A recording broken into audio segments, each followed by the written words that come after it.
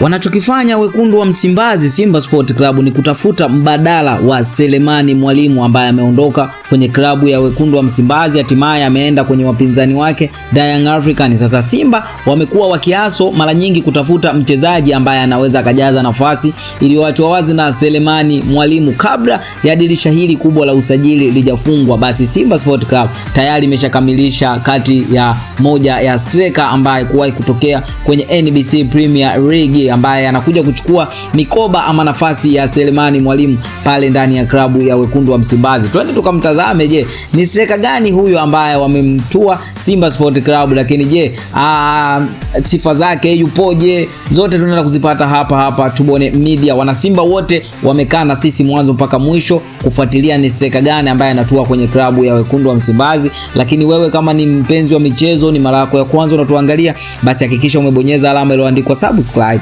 na kubonyeza alama ya kengele. Kwa kufanya hivyo utakuwa umejiunga na familia hii ya michezo na burudani. Ukibonyeza alama ya kengele utakuwa mtu wa kwanza kupata taarifa za kimichezo zaidi kutoka kwetu. Sasa leo tunaenda kutazama klabu ya wekundu wa Msimbazi ambayo imeingia sokoni kabla ya dirisha kubwa la usajili lijafungwa, maana siku zimebaki almost kama siku 2 ama 3 kufungwa kwa dirisha kubwa la usajili kuelekea msimu mpya wa 2026 2027. Sasa Simba wameingia sokoni baada ya kuachana na mshambuliaji wake Selemani Mwalimu ambaye ameondoka kwenye klabu ya Young African na hatimaye ameenda kwenye klabu ya Young African. Ameondoka kwenye klabu ya Simba, ameenda kwenye klabu ya Young African kwa mkopo akitokea timu ya Wydad Casablanca. Sasa Simba Sport Club tayari wameshaingia sokoni na wameshainasa saini ya Ismail Mohamed Mgunda mwenye miaka 30 akitokea timu ya Mashujaa. Mgunda ambaye amefanya vizuri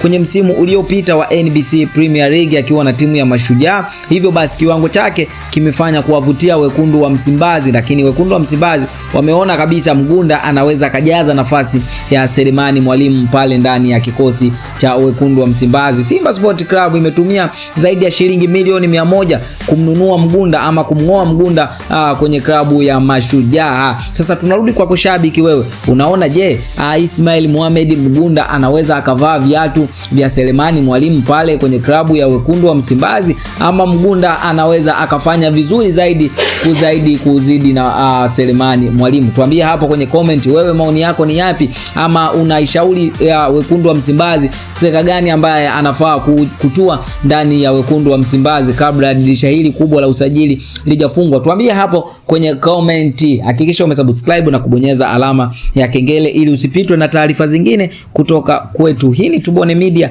hadi wakati mwingine, bye.